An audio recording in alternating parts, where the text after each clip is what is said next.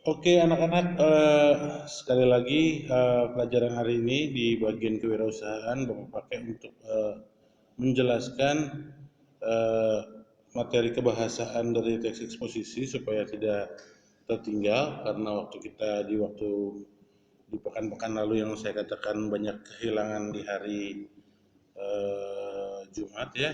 Jadi Bapak sampaikan dulu satu materi tambahan, penjelasan. Kalau kemarin kita sudah bicara soal struktur dan penulisan teks eksposisi eh, dan definisi teks eksposisi. Di sini Bapak menjelaskan bagian kebahasaannya ya untuk di video ini sedikit saja. Bapak minta kalian menonton dulu dan pekerjaannya nanti bisa dilihat di bagian penugasan ya. Hmm, Seperti biasa, sebagai bukti bahwa kalian hadir di pembelajaran saya, silakan ditulis di kolom komentar bahwa kamu sudah hadir di pembelajaran ini ya. Jadi silakan absen di kolom komentar dan tonton dan simak semua video, semua uraian saya pagi ini di bagian kebahasaannya supaya kalian mengetahui ya. Kalau untuk struktur teks eksposisi kita tahu yang kemarin ya ada tesis, ada argumentasi dan ada penegasan ulang. Nah, di sini kita bisa lihat contohnya. Kemarin kalian sudah membuat dan sudah mencoba mengirimkan pada saya. Nah, namun kita secara khusus bicara di sini di bagian kebahasaan dulu ya.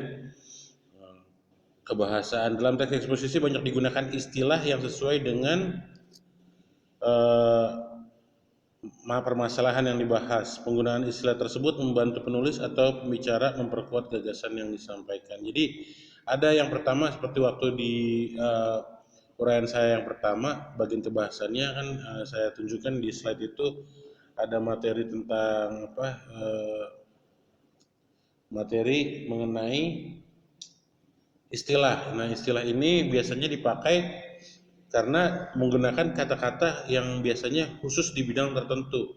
Kalau kita bicara soal peternakan, maka keluar kata-kata istilah bidang peternakan.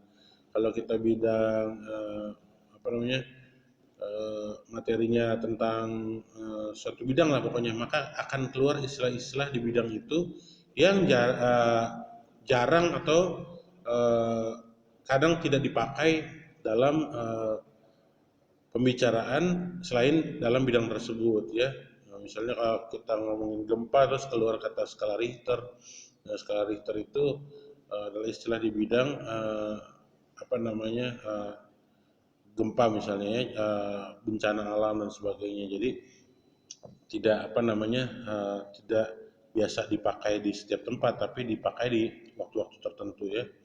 Nah, misalnya ini di sini di eh, dalam teks yang tadi bagian di awal di buku yang udah kalian terima, pembangunan dan bencana lingkungan, keluar kata polusi, ya, maka kita perlu mendaftarkan kata-kata istilah di bidang kata-kata istilah lah, kata-kata yang jarang kita pakai dan dipakai di teks tersebut dan kita perlu cari maknanya di kamus ya. Misalnya di sini ada kata rekonsiliasi, ada kata apa namanya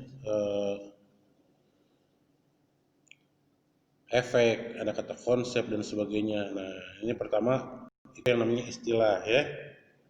Lalu ada ada bagian berikutnya di masalah kebahasan membicarakan adjektiva.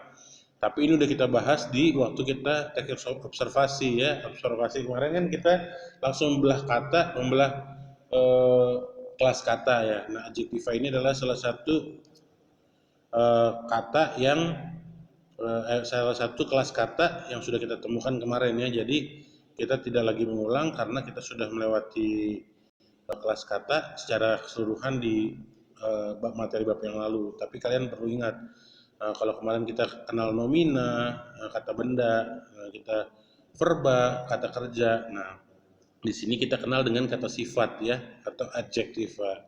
Kata sifat itu kata-kata seperti ini yang kemarin ya, yang bisa didekatkan dengan kata agak atau sangat ya, agak serius, agak besar, agak punah, agak langka itu bisa ya, banyak, utama dan sebagainya ya. Lalu selain menggunakan adjektiva, teks eksposisi juga eh, dapat kita temukan perubahan jenis kata karena terjadi afiksasi. Nah, afiksasi itu adalah pengimbuhan.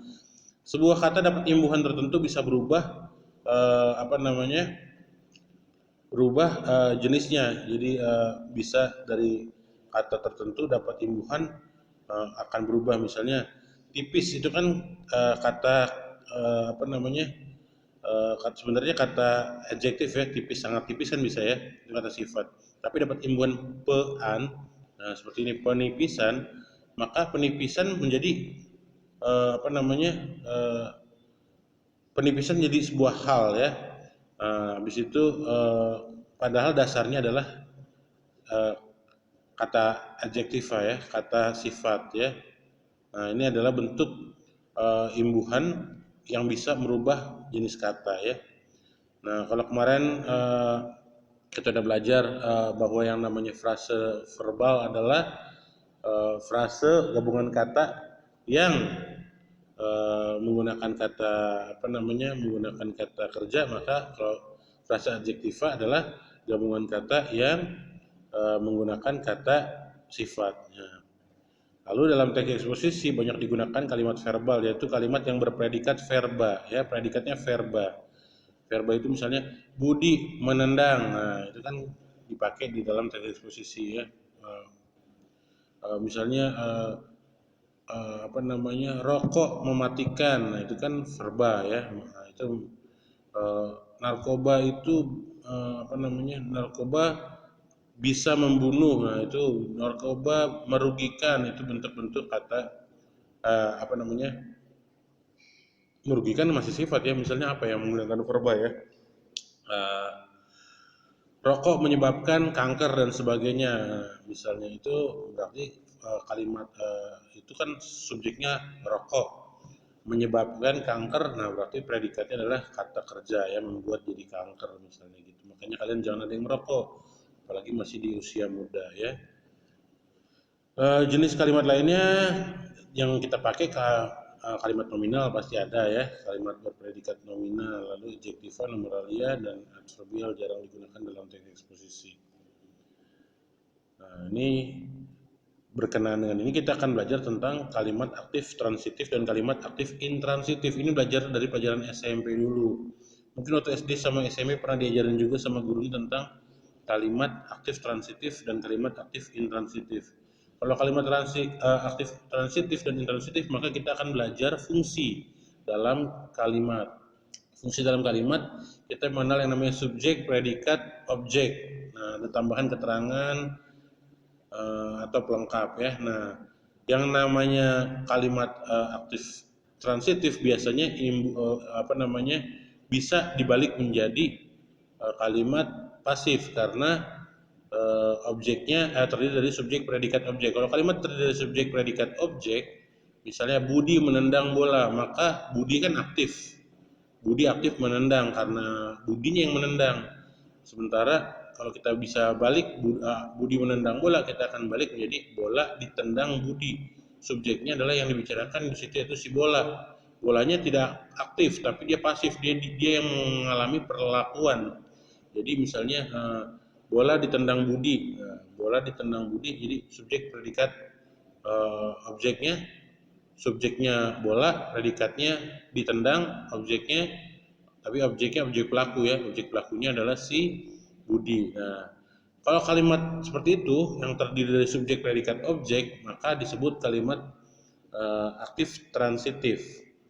Ada kalimat aktif juga yang subjeknya melakukan sesuatu tapi tidak bisa dibalik kalimatnya jadi kalimat pasif. Nah, itu karena nggak ada objeknya.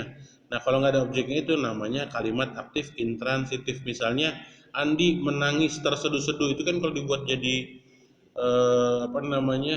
fungsi, maka subjeknya Andi, predikatnya menangis, terseduh-seduh keterangan, atau kita buat jadi polanya SPK, subjek predikat keterangan. SPK tidak bisa dibalik menjadi kalimat pasif, nggak mungkin dibalik jadi terseduh-seduh menangis Andi, ditangis Andi kan. Kalau dibalik harus imbuhan me di predikat akan berubah menjadi di, imbuhan ber akan berubah menjadi ter, seperti itu ya. Nah, kalau misalnya eh, tidak bisa dibalik, namanya kalimat aktif intransitif. Kayak gini nih, masalah lingkungan di atas merupakan masalah yang harus segera diatasi. Ya, ini kan nggak bisa dibalik di nomor 3. Dan itu namanya kalimat aktif intransitif. Jadi kalian perlu ingat lagi tentang kalimat aktif, intransitif, dan transitif. Untuk penjelasan kalimat aktif, intransitif, dan transitif sudah saya jelaskan barusan. Intransitif nggak ada objek karena itu tidak akan bisa dibalik, kalimatnya menjadi kalimat pasif, sementara transitif memiliki objek karena itu bisa dibalik menjadi kalimat pasif ya. Kalian disuruh mencari di sini misalnya kalimat aktif transitif dan kalimat aktif intransitif. Nah, itu aja materi kebahasaan di teks eksposisi. Sengaja Bapak sampaikan di hari ini supaya di hari ke depan eh, kita bisa membicarakan hal-hal lain berkenaan dengan dua teks yang sudah kita pelajari.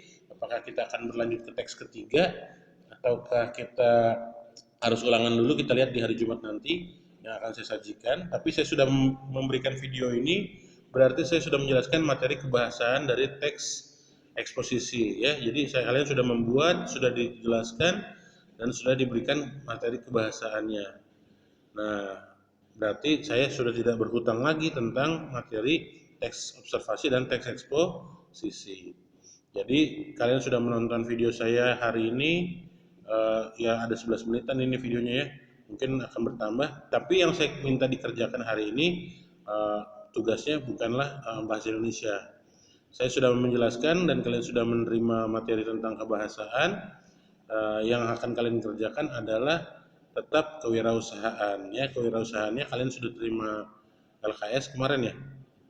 Nah, silakan LKS kewirausahaannya bagian akhir bab satunya, silakan dikerjakan bagian akhir bab 1 untuk hari ini. Bagian bab 1